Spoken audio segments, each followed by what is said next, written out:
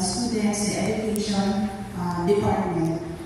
And I realized that focusing on the productive skills would be very important.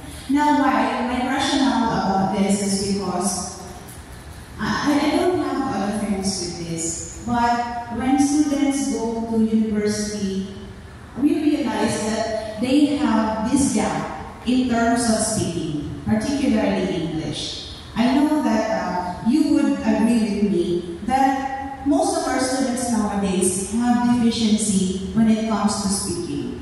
And of course, considering the fact that in the Department of Education, some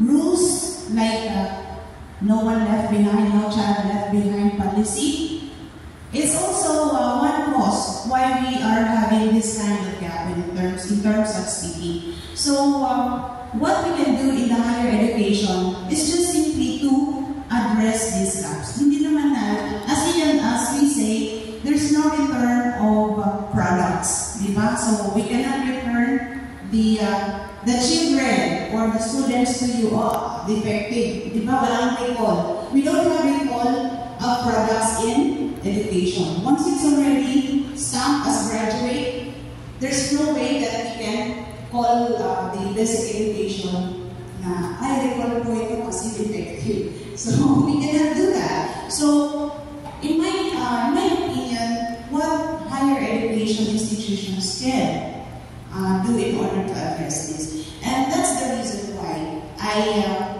focused on proposing communication. Of course, there are equivalent subjects proposing education in the basic education. Like I know that you have the AIA. I don't know kung ano po yung, yes, the AIA. I've heard about those from my students. My students are actually practice teachers. I remember, sir, nag-ano po ako sa kanila nag-observe. So, yun.